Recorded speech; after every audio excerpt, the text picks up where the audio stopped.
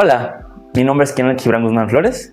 Soy estudiante de cuarto semestre de la carrera de Ingeniería Informática en el Tecnológico Superior de Jalisco, Campus El Grullo. Este video es un proyecto de la materia de Organización, Administración y Organización de Datos. Y el propósito del mismo es explicar el funcionamiento de la organización de datos en los archivos. Y en este video hablaremos de tres de ellas. Primeramente, la organización secuencial. Después, la secuencial indexada. Y por último, la organización directa. Según la información encontrada en la página oficial de la página web de Lenovo, podemos definir un archivo como una colección de datos almacenados en un sistema informático. La organización secuencial agrega los datos uno tras otro. Es de ahí la razón de su nombre. Y si tenemos nueva información que queremos añadir, se añade al final del archivo. Para poder realizar una búsqueda dentro de un archivo secuencial, tenemos que recorrer completamente el archivo hasta que lo que buscamos coincida con uno de los registros.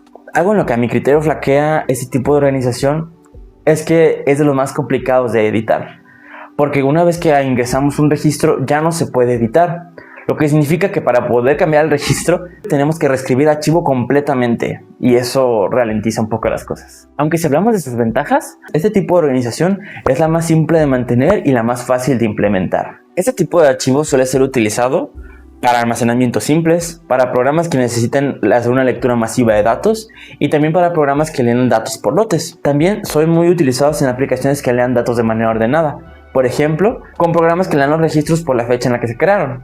Ahora hablaremos de la organización secuencial indexada, que en lo personal fue la que más me costó entender e implementar en mi programa. No porque fuera realmente difícil, sino que mi mente autista no podía procesarlo en el momento de la clase. Y también me afectó que falté. Pero eso es otro tema. Este tipo de organización de archivo comparte la lógica con el archivo secuencial, ya que los datos se añaden igualmente de manera secuencial.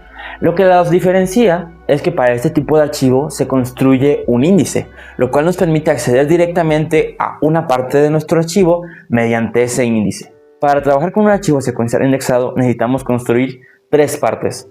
Primeramente, nuestro archivo de índices, después nuestro almacenamiento principal y por último, la zona de overflow. Para comenzar a trabajar con este tipo de organización, lo primero que se crea es el archivo de índices, el cual delimita cuál es el rango de acceso que cubre cada índice.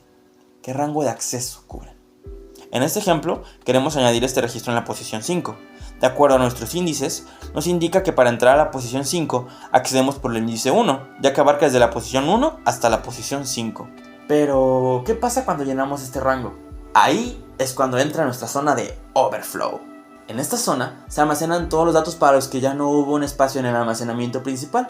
Estos datos se almacenan y se recorren como un archivo secuencial normal. En este caso, si intentamos añadir de nuevo un dato a la posición 5, este se irá directamente a nuestra zona de overflow. La organización secuencial indexada suele ser implementada en programas de gestión de archivos o también en bases de datos, ya que permite un acceso tanto secuencial como directo. Pero con todo lo que podemos ver que lo conforma, podemos intuir que es complejo y difícil de mantener. Este tipo de archivo requiere una reorganización periódica, ya que cuando hacemos cambios, algunos de los datos ya no van a encajar en sus índices y se irán directamente a nuestro overflow, lo cual significa que el overflow se va a saturar y va a ralentizar el archivo. Es por ello que hay que organizar los datos y volverlos a acomodar en sus índices propios.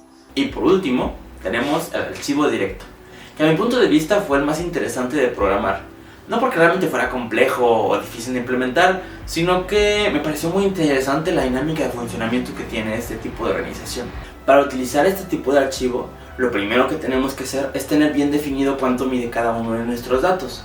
Por ejemplo, si tenemos un atributo o dato, nombre, apellido paterno, apellido materno y algún atributo como correo electrónico, debemos de saber cuánto va a medir cada uno de ellos. Y no me refiero a que sepamos cuánto van a medir cada uno de los nombres, sino más bien tener un estándar de espacio. Por ejemplo, si tenemos un nombre en un espacio de 30 caracteres y el nombre mide 7, esos 23 caracteres que hacen falta se llenarán con espacios en blanco, pero eso haría que ya no se afecte la medida de nuestro atributo. Y lo mismo pasaría con los demás. El punto de esto, o el propósito de que todo se rellene con los archivos, con los espacios en blanco, es mantener un estándar en la medida final de cada atributo. Y una vez definido cuánto medirá cada atributo, haremos la sumatoria de todos esos atributos y así tendremos cuánto mide cada uno de nuestros registros. Una vez que definimos cuánto va a medir cada registro, entonces podemos indicar cuántos registros queremos tener en nuestro archivo. Para ejemplo de este video, imaginaremos que nuestro registro tiene una longitud de 100 bytes y nuestro archivo va a almacenar 20 de esos registros. Y ahora viene lo más interesante. Tengo aquí un ejemplo de un registro y para poder añadirlo a mi archivo necesito calcular la posición en la que estará. En este caso, el registro tiene que estar en la posición número 10. Entonces, para llegar a ese lugar, tenemos que hacer un cálculo, el cual será nuestra longitud de registro multiplicada por la posición a la que queremos llegar. Esto funciona en este tipo de organización porque sabemos cuánto mide exactamente cada registro. Entonces, al multiplicar la longitud de nuestro registro por la posición, llegamos directamente al inicio del registro que nos interesa. Y a partir de ahí comenzarán a escribirse los datos. Es por eso que podemos llegar directamente a ese registro específico que nos interesa. Este tipo de organización tiene la ventaja de ser el que tiene más velocidad de acceso de los tres, además de que es muy fácil de actualizar. Pero pues no todo puede ser perfecto. En este ejemplo, nosotros definimos que nuestro archivo almacenaría 20 registros, aunque solo utilizamos uno de ellos.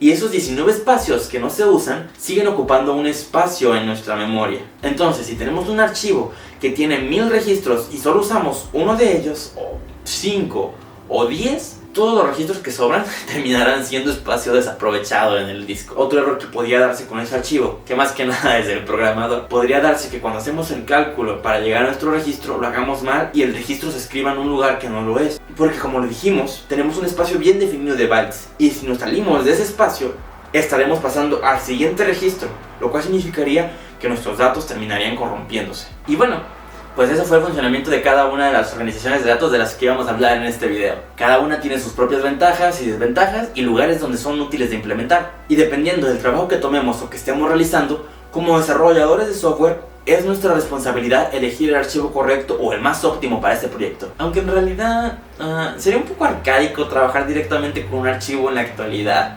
ya que los proyectos actuales se trabajan más bien con un gestor de base de datos, lo cual nos simplifica mucho la tarea de almacenar información. Bueno, pues espero que esa explicación haya sido útil para ti y te ayude de alguna manera. Y bueno, sé que no es el contenido que esperan ver en mi canal, pero la informática es otro de los temas que me apasiona mucho en la vida.